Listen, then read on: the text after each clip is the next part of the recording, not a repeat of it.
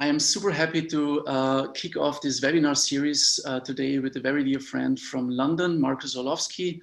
Marcus has done a lot of crazy things in his life, including starting projects and rebuilding parts of London. He's an educator, an education nomad, as he describes himself, and working with students in London, in England, in Australia, and all around the world. And today he was happy to share his insights and his knowledge with you guys. So, ladies and gentlemen, Marcus Orlovsky. Marcus, the stage is yours. Well, thank you. So this is me. I've set up a YouTube channel. It's not very good. I've called it Inspiring Resources. So if you want to go on to that, actually it's Inspiring Resources, and it's probably got my name there as well. Because I'm quite lucky in that I meet a lot of people. So just in case, so Marco said I was an educator. I sort of am, but I'm quite old. I'm 63 for heaven's sake, which is, and I'm still alive, which is quite good news. This is my sort of background, and I suppose I'm an educator, but I never intended to be that. I'm really a finance guy. I've been called a serial entrepreneur. I've built a few companies up. I've borrowed a lot of money in order to do quite a lot of stuff in real estate. And I guess what I wanted to share with you is the sort of thing which, when you don't know quite what you want to do, then a lot of people will say, you've got to have a plan. You've got to know exactly what you want to do, when you're going to do it, and how you're going to do it. People like me, no idea. I just want to do good stuff. I don't quite know what I want to do at the moment, but I can see some things which need to be done. So I'm going to have a go at doing those. And I've been quite lucky. For a little while, I was in charge of recruitment for a firm called EY, Ernst & Young, recruited 30,000 people in there. I built up an antique shop from 1 shop to 17 shops. And then we went off and borrowed some money to make London better. There were 8 of us, and we borrowed £7,000 million. Along the way, I got involved with a sort of a TV company, and we put a TV show called Lazytown together. I borrowed about £5,000 million to get involved in schools in the UK. And now what I do is I just want to sort of get students at schools a glimpse into what might be possible. So that's roughly what I do. I live in London. I live in the little white house. This one. My neighbors live in this house and this house, and I don't get on with them terribly well. So this is my little house from the back, and I've got a garden, and I keep animals in it, and we've got squirrels and foxes and stuff running around, and I quite like those guys. And my neighbors who live in that other house have got plastic grass. So I'm training these little creatures to jump over the fence and shit on their plastic grass. But we've got a really weird thing going on in the UK at the moment. I guess you've had that in Austria. This is a photograph of the City of London, which I took yesterday. This is normally packed with people. I mean, packed. It's right in the heart of the financial district, and it's pretty well empty. This is a picture which I took yesterday evening in the middle of the rush hour. The rush hour in London is from 4 o'clock in the afternoon till about 8 o'clock in the evening. I took this picture at about 5:30, 6 o'clock. This is the tube, the underground way from Bank, which is in the heart of the City of London, to Waterloo Station. This is normally impossible to walk down, and it's empty. This is Waterloo Station, which is the busiest railway station in the UK. There are just over 1 million people a week who go through this railway station. This is a photograph taken in the middle of the rush hour. It's really strange. There's a question. Yeah. How did you exactly make London better? I think I might have some pictures. We thought, So there's a whole, I can do a seminar on that. We found that in the middle of London, there was an old railway station, and around that railway station, there was a lot of railway stations aren't in the very best locations of the city. This one was in the middle of the city of London, and we thought, well, somebody has to do something about this. Actually, people had thought about doing something like this for years, but 8 of us came together, and we managed to borrow £7,000 million to change it, actually, and other things. The first project, we borrowed £2,800 million from 96 different banks around the world. In all these cases, what happens is a lot of people will say they can't do anything. It's not possible to do anything. They has to do something. And actually, the interesting thing is to change that into why don't we? I can publish some stuff if you want. I can put a small thing together to show you how we did that. This is Waterloo Station. This is my supermarket this morning. And you just think people have gone crazy. I mean, crazy. And because of that, what you tend to find is that people, by accident, even intelligent, well-meaning, well-thinking people, follow a bit of a herd instinct. So in the UK at the moment, people are saying shops are running out of produce. Therefore, I must go to the shop early and buy as much as I can because it'll run out. And of course, all of that means that everybody runs out. Right now, what is happening, I think the growth industries are going to be in technology to do with getting people to be able to buy things without going to the shops. And so any company which sets up to borrow money or to raise money, which is doing something like that, it's going to ride on the wave, if that makes sense. And there is a wave. So why does this happen? Well, it happens because people are nervous. People sometimes don't have a lot of self-belief. If you are 16 or 17 years old and you think, well, why don't they do something about this? A lot of people might say, well, hold on, you're 16, 17 years old. You know, what do you know? And you can say, well, I'll tell you, I know quite a few things. And I do know that between you all collectively, you're making some really silly decisions. So there isn't, I don't think we have a monopoly on good ideas. I think everybody's got good ideas. And what sometimes happens is that people don't think they can do them. So I've sort of, when I was talking about what we do on this webinar, I said, well, how do you talk to the right people at any time? And it is about talking to the right people. There is not a lot of point in talking to people who can't make decisions if you want them to make decisions. So the question is, how do you find the right people and how do you persuade them to talk to you or to have a conversation with you, and what can you do with that conversation? In the case of London, everybody knew that this particular thing had to be changed. Nobody knew how to start. And because nobody knew how to start, a lot of people thought it can't be done. And the reason why they say it can't be done is because they're assuming that if it could be done, it would be done, and it isn't done, therefore it can't be done. Now, I don't think that that has to be true, because otherwise we would have no innovation. So I like to think, why not? And when you start thinking, why not, there is no limit to where you might go.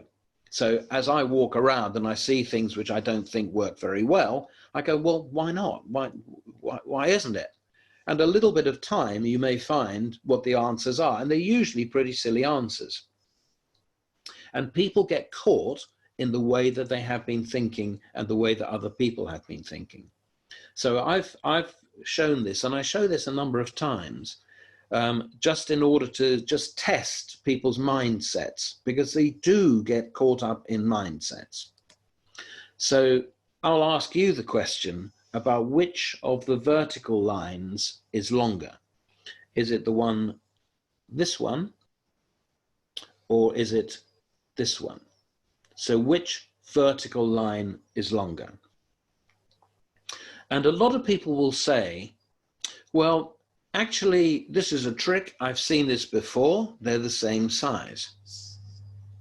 But they're not the same size, because the one on the right is 23% shorter. And I know this because I created that. So the question is, why do people say it's the same size?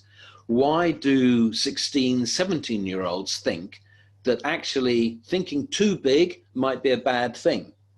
Trying to make things really happen, oh, I don't know. That's why I think Moonshot Pirates is such a good idea, because we do have to be pirates. We have to challenge the systems. We have to do what people think is impossible. When Steve Jobs put the Macintosh together, they flew in Cupertino, they flew a Jolly Roger, you know, the pirate flag, over the small team working on the Macintosh. And that's at the time that Apple had the Apple II computer, and the Macintosh changed everything. So again, let's try it again. Which of the lines is longer? Is it the one on the left or the one on the right? Is it this one or this one? And quite often people will say, okay, I can see it's this one which is longer. But of course it isn't, because they're the same size. Now, earlier on, if I asked which of the lines is longer, people would probably say they're the same size. We've seen it before. Just a small challenge and people get confused. And that's what I've tended to find. So when you see that a 20-year-old has done something amazing, people go, wow, how the hell did that happen? Or when a 15-year-old does something amazing. And that's really the question, is to get everybody thinking it is possible. Being a pirate, really making that change happen. That's what's fantastic. And people do jump to conclusions. Now, I'm hoping that that image, you can see it. Marco, can you all see that image? Yes. It's a girl rotating. The question is, in which direction is she rotating? Marco, do you think she's rotating in a clockwise or an anti-clockwise direction?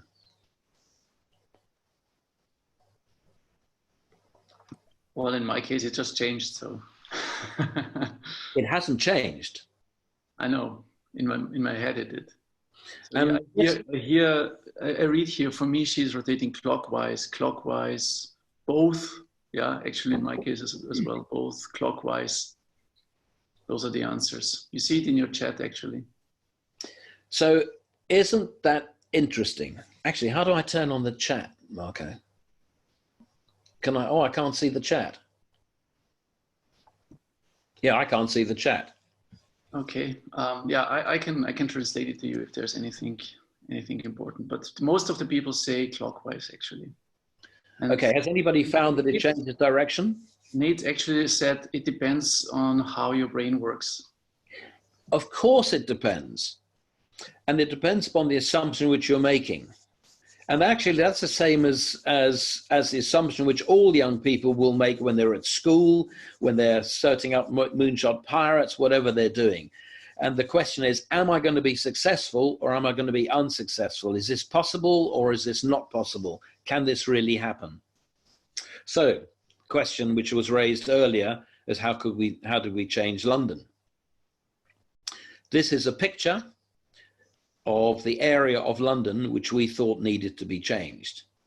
Here is the city of London, and here is this huge railway station and a car park. And if you think about it, who would drive into the center of London in order to catch a train to go somewhere? And so this car park wasn't used. And it's right in the heart of the city of London. And we said, well, does the railway station have to be so two-dimensional? Can't we do anything above it or underneath it? Does it really have to sterilize this enormous part of London? And so what we managed to do was to change it into that. And this is the area which we managed to change completely. It's 1 kilometer by 2/3 of a kilometer, which cost £2,800 million at the time. And actually, it's quite obvious when you think about it. Can we build on top of a railway station? Of course. Do we have to have a car park in the center of London for people to drive to catch a train? It's crazy, isn't it? But if you just do one small thing, that might not be enough.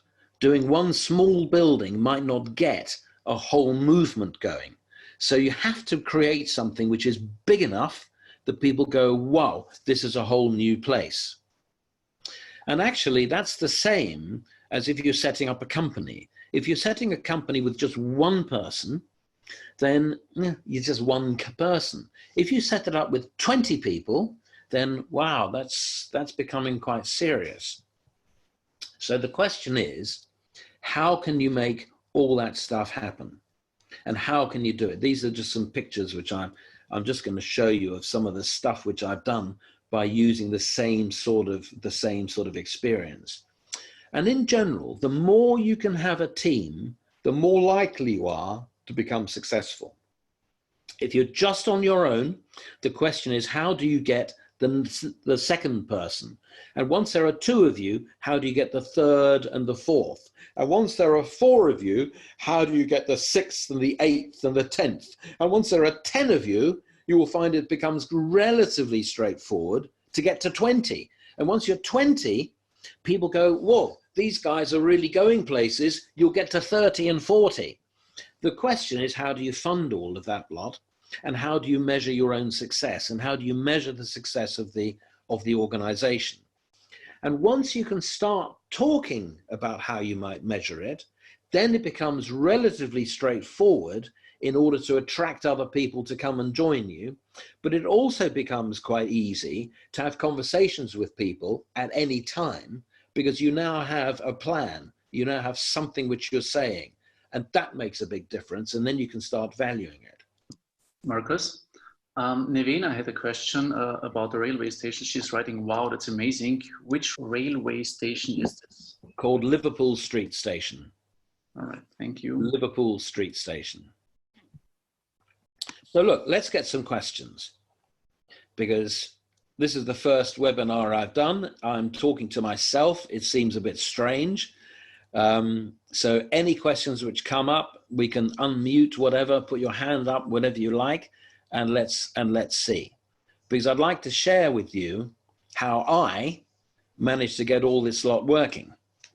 So there's a question, what were you doing when you were 16 or 17? When I was 16 or 17, my background is a bit shitty. I was in and out of care, and I was looked after by my grandmother. So when I was 16, 17, my main concern was to do okay at school so I didn't get put into care. And that's really what I did. I focused all my time on that. And I also had a job. And my job was in a shop, and I absolutely loved it. I loved selling stuff to people. I loved talking to people. And I became, at the age of 17, I became the part-time manager of the shop, which was just fabulous. So I used to work, I used to come home from school. I used to wait till my grandmother got home, and then I used to go off to work. And I used to work 4 days a week from 7 in the evening until 10 at night. And then either a Saturday or a Sunday, or sometimes both days, I could work from 10 in the morning till 10 at night.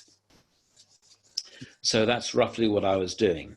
But I had no idea of what I might be able to do. I paid my way through university by buying and selling cars. And I went to university to study economics and ancient Mediterranean studies. Here's a question. How do you persuade people to accept your ideas? Well, I think they have to make them into their ideas.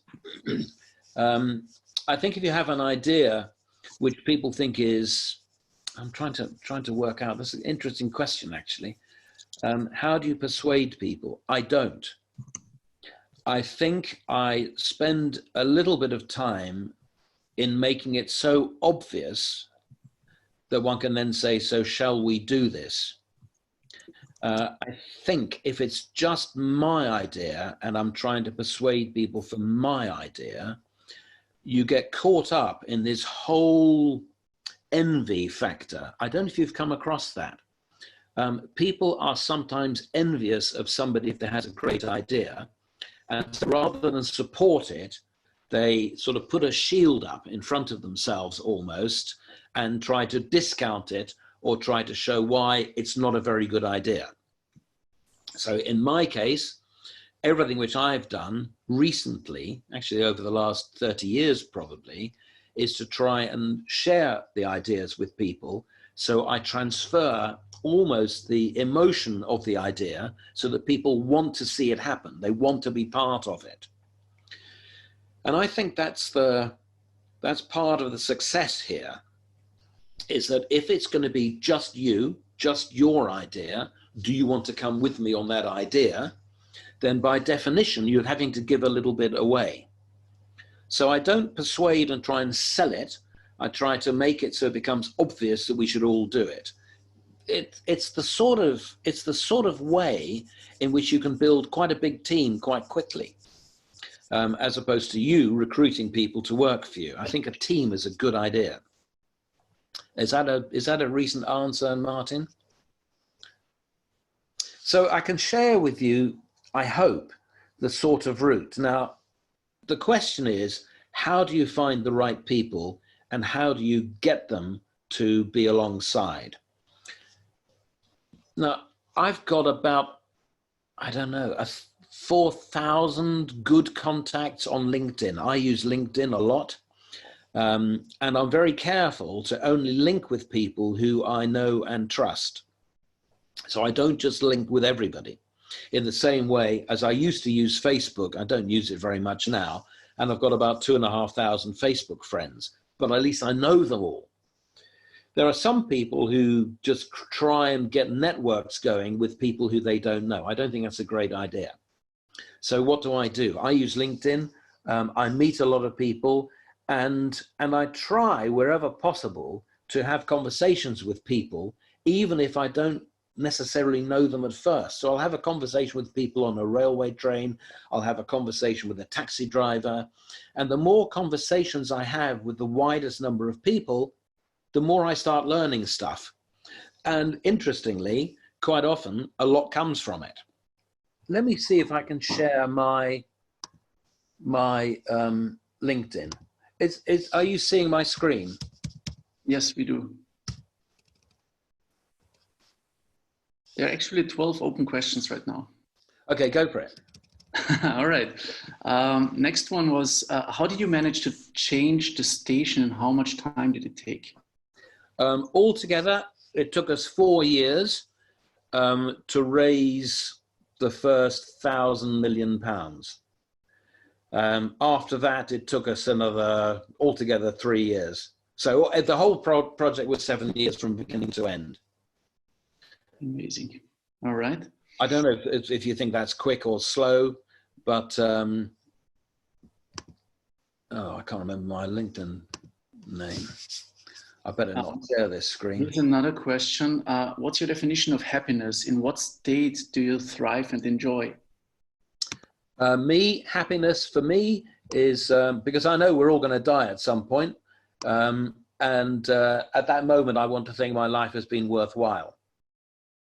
So that makes me happy. And I think everybody's got a different definition of success. Everybody's got a definition of success. So mine is to do good stuff.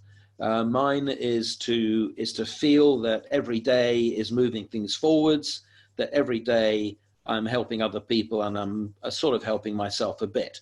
When I was sort of 20, 25, I thought really I need to get stuff. So I made a lot of money. As I got a bit older, I started realizing that really what's good is what you leave behind. It's what your legacy is. So I think things change. I think at different times in your life, things will change. That's my definition. Any other questions? Shall we let me get rid of sharing the screen. Let's just go face to face. I can turn it off. So here we go. Thank you for that. Another question goes in a similar direction. How did you develop this amazing mindset? I don't think it's an amazing mindset. I think it's okay, some people say that I'm a bit of a kid. I think the mindset of anything is possible. As you get older, you start thinking maybe it isn't. I don't think that's true. I think what happens is people, in the same way as that moving figure, we worked out which way is it changing and it changes. I think you just need to keep completely open. The more you can be a completely open mindset, the more you can start thinking about, well, what is possible? Off you go. So I listen to other people. I take advice from other people. But actually, if what you want to do has never been done before, well, how many experts are there? Well, there can't be any experts, can there? So, and you can see what happens if there are no experts. Just look around us as to what's going on right now. You know, there's a coronavirus, it is really shit scared. Because we're looking for the expert. So the first person who says, I'm the expert, everybody's going to go, wow, let me talk to you. And I think that's what's happening. So if you want to do something new, there are no experts. So you're just going to have to come up with a lot of sense. But against that, we've got all these mindsets. And those mindsets are super powerful. Just look today at the the shelves in the shops in London. And I think in Austria, you went through the same sort of thing a few weeks ago. I mean, it is just crazy. So the more you can realize that actually people will not make necessarily rational decisions, that is a fantastic opportunity for a great idea, a fantastic opportunity. Any other questions? Yes, there are basically two questions which you maybe can combine. One question is, what did you study? And Nevena is asking, would you recommend studying at a private university like Oxford, or do you think it is not so important in which university you study? I don't think what you study makes a huge amount of difference, because whatever you study is going to be out of date before you've finished it even. The world is moving quite fast. I think the people you meet are important, and it's the contacts which you make and the conversations which you have. So the more the private university is, the more likely you are to have a very segmented group of people around you. If you want to raise money from ordinary people, then you want to have a knowledge of ordinary people. And a very sophisticated university, it's going to take that away. I went to university in a place called Bristol, which is, I suppose, in the top 4 or 5 UK universities. So it's somewhere in the top 100 universities in the world. But I lived in the city rather than at the university. Oxford and Cambridge are pretty good, but they are a very strange environment. And to some extent, it depends upon the people you decide to mix with. So if you want to be elitist and meet with all the elite friends, then what you will have is you will have that will become your reality. I didn't really want to do that. But I think what you study doesn't matter, because, you know, you can't study, let's make the world a better place. I don't know if that makes sense. Mm-hmm. I now see the written question from Martin, who raised the hand in the beginning. He writes, what was your role in the process in London? Did it change over time? Did I change? Yes, I changed a lot. Gradually, as we moved from idea into getting contracts signed into reality, the granularity changes. So from let's make it better, quite quickly, how much were we spending? We were spending £100 million a month. And so I was responsible for finance. So how do you spend £100 million a month, and what granularity do you have on that? Is £50,000 important against £100 million a month? No, it's not. So you have to look at things at a completely different scale, and that was so for me, my role was to let go of the fine detail, but to keep a good eye on the big picture and see, well, what detail makes a difference.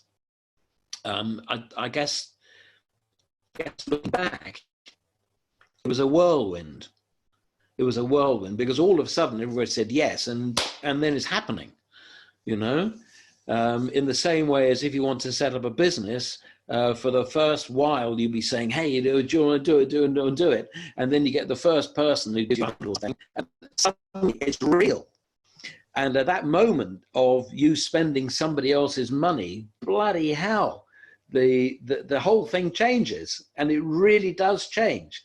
And you start having a responsibility to people beyond yourself. So, and there's a weird change in mindset. It's a very strange change in mindset, and that happened to me, and that happens to everybody I know who set up a business. If you go on to, actually, I'll publish some stuff. There's a guy, a 15-year-old, who I introduced to a virtual reality startup run by two women who both studied drama at university, and then they've raised quite a lot of money to build a virtual reality startup. And he's writing one of the levels of a game.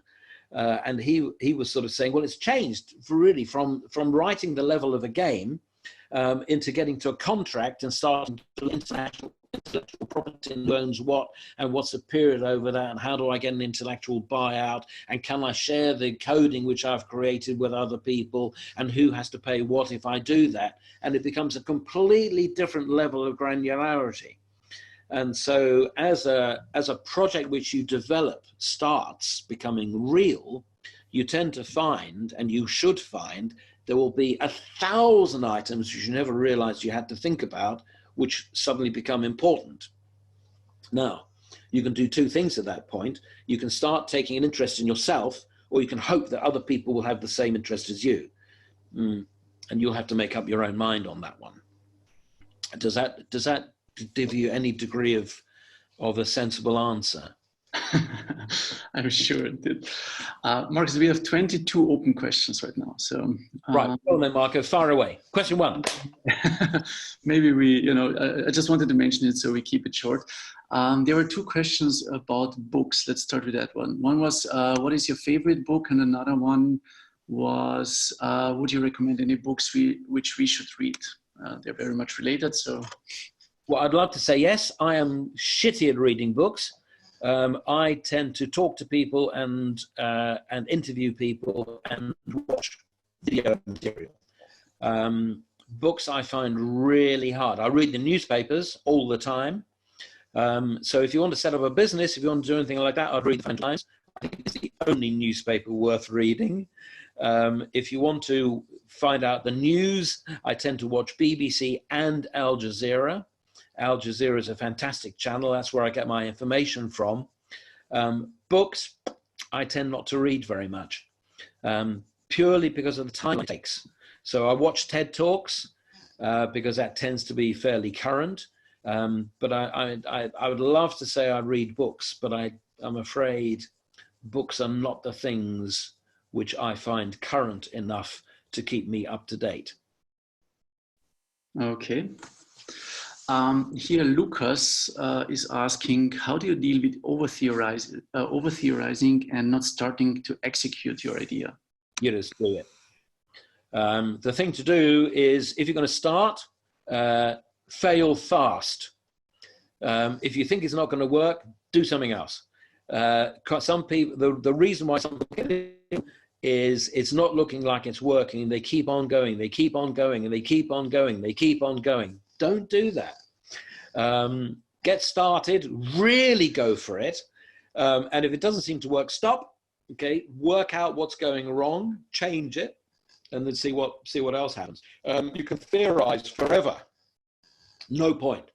And there's a big difference between a business plan and a business reality. Business reality never, ever, ever goes according to the business plan. Business reality, you learn it, and you learn it by doing it. Well, man, that's a brilliant answer. It somehow shows exactly the way we started with the Moonshot Pirates. So I'm happy to hear that from you. Another question is from Nevena, related to the title of this webinar today. How do you start conversations? Well, I tend to find out I tend to work on the telephone rather than on email as the initial conversation, because emails can be terribly misinterpreted, and I'm pretty shitty at writing an interesting email, you know, because you never quite know how people are reading it. So I tend to find the phone number of somebody and I speak to them. And I usually seriously, I usually start off by saying, "Hi, I'm really sorry, you don't know me and I don't know you, but I'm wondering if I could just have 30 seconds to see if I can interest you in something. I'm not trying to sell you anything." 9 times out of 10 people go, "Yeah, that's interesting. Yeah, keep going." And then I say, "So I'm working in the world of," whatever it happens to be. You might be able to have a conversation with you to see if you might be able to get involved, or if you might want to offer me some advice. And that always works. So that's how I do it. But I do it on the phone. Or if I'm meeting somebody, if I'm having to bump into somebody, then it's about starting the conversation. "Hi, that's interesting. It's busy here, isn't it?" And trying to get to conversation. And they say, "Oh, by the way, you just tell me roughly what field of work are you in?" I use humor wherever possible. I try to be quite lighthearted, and I try to be as open as I possibly can be. I tend to find that when people quite often phone me up and they use a script, that never works. All right, cool. There was a question in the chat, and Nate's also put it here now in the Q&A. Let me quickly find it. What is the best approach to investors to raise money? It's also related to what you just answered, I guess. So investors fall into sort of, like, I think 3 types. There are some who just want to make money, in which case there's no point really. They don't necessarily care what you do. They just want to make money. The question on that is, how do you know they're going to be serious, and how do you know that they're not going to dump you as soon as it looks like you're not going to make money? There are other investors who are interested in the idea, and there are other investors who want to back you.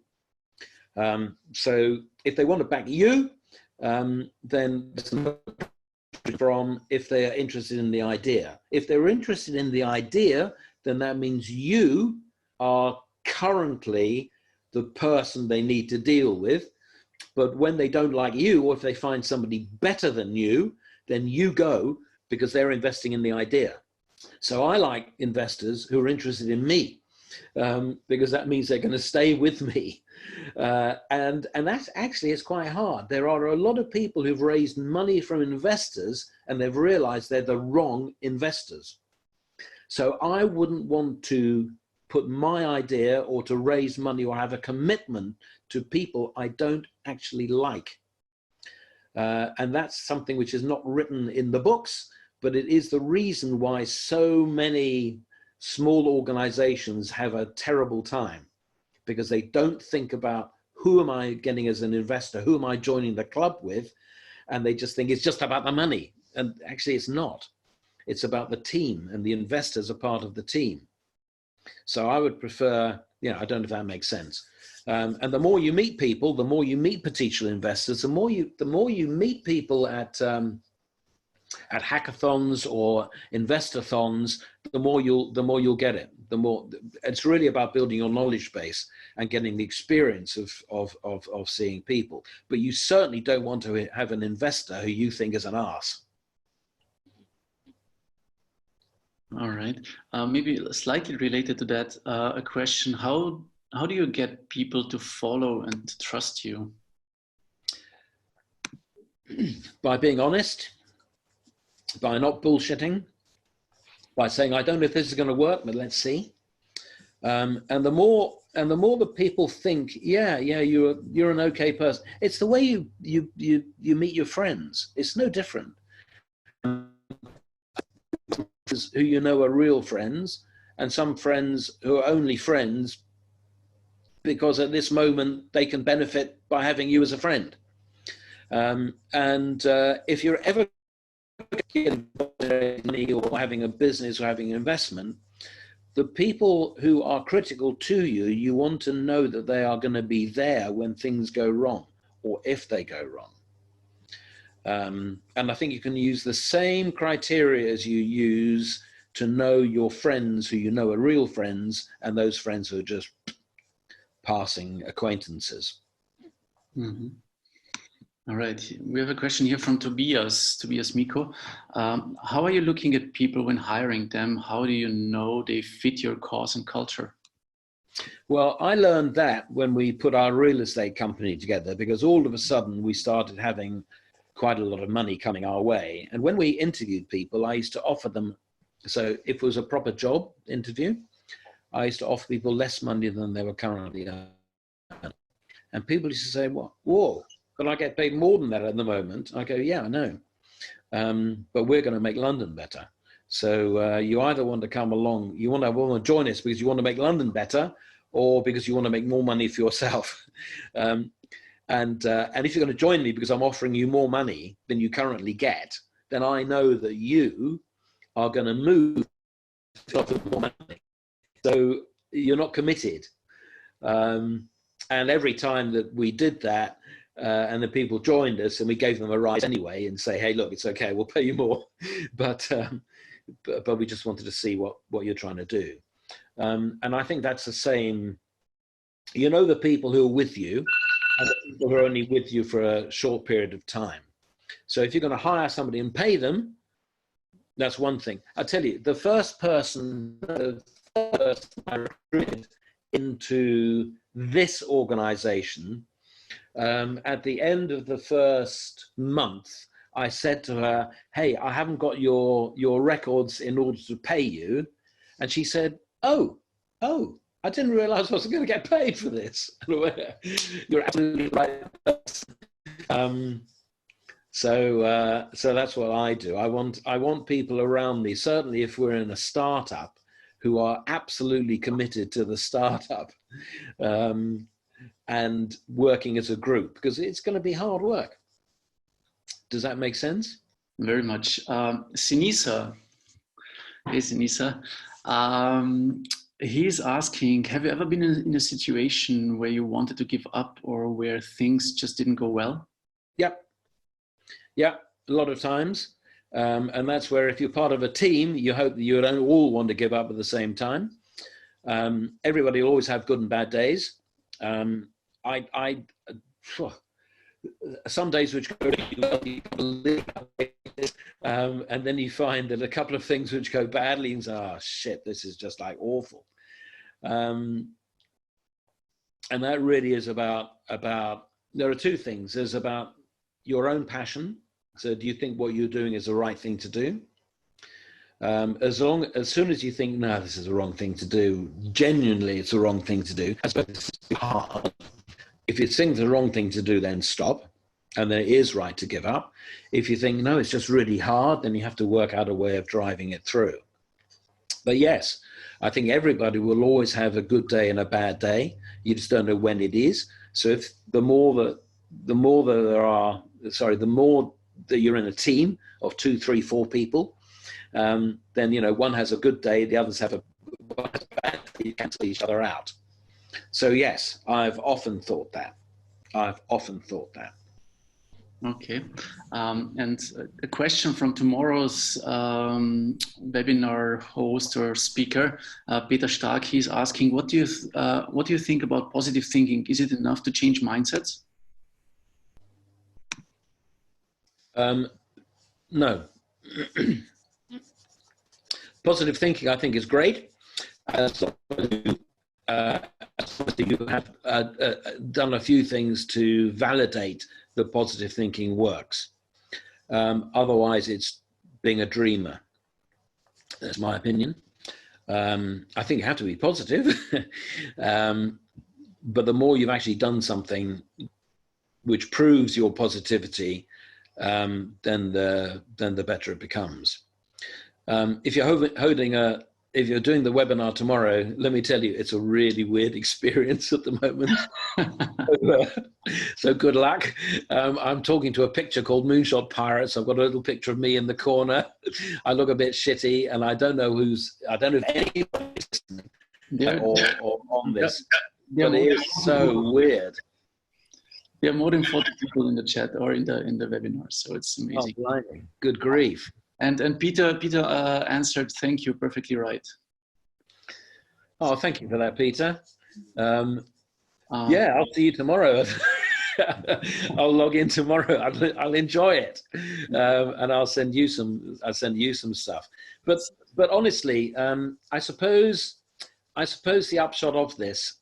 Look, there is a YouTube channel which I put together.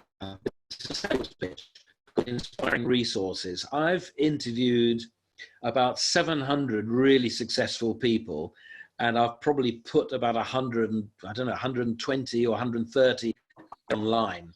I'll gradually, I'm putting more and more and more and more, but it's just taking a bit of time.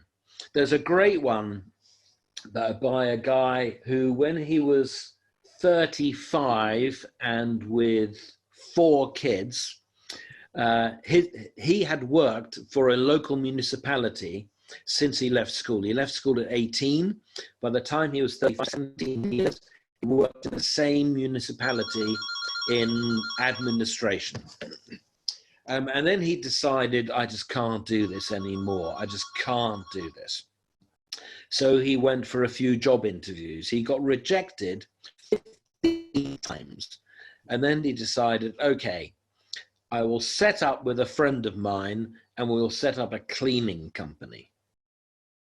So with a mortgage, with 4 kids, I'm leaving a safe job working for the state municipality, and I'm going to set up a cleaning company with a friend. Bloody hell. He built that up into a company called Capita, which now employs 85,000 people and has a turnover of £8,000 million a year. And in the interview I've got with him, he's saying, if any one of those interviews which I'd been to hadn't rejected me, if anyone had accepted me, Capita would never have happened. And the question is, you never know what's going to happen unless you try. And I've got a lot of interviews of people doing that. There's a great girl who was brought up in Nicaragua, who went to Princeton to study English. She became an English scholar at the University of Oxford, and then she decided this is not what I want to do, and she went to Harvard to study law, and now she's a lawyer. You've got no idea. The only thing which you can do is to be true to your heart, to really follow your heart, and to let other people realize you're following your heart. Because when you're following your heart, and if you've got a little bit of experience behind you, doesn't matter what experience it is, but just something, you'll tend to find that people start backing you. They'll back you by offering you a job. They'll back you by giving you work experience. They'll back you by investing you. They will back you by promoting and increasing your contact base. And that has to be the answer, in my opinion. Otherwise, well, I don't want to do a job I don't enjoy. I don't want to work for somebody I don't like, and I don't want to invest. I don't want to have investors who I don't get on with and I don't enjoy. Because at the end of the day, you know, we're all going to die. So we might as well have a good life, and we might as well enjoy it. Thank you very much for your answers and for your webinar, for your insights, and to all the participants. Thanks for being here. And thank you, Marco, for setting this first one up. Even though it was a bit strange. It was a pleasure, and it's quite exciting to do that, to be honest. As long as it worked, that's great. Exactly. Proving that pirates can get there. Exactly. Thank you, everybody, and thank you, Marco, and thank you, Annette, for making it all work. Okay. Take care. Bye-bye.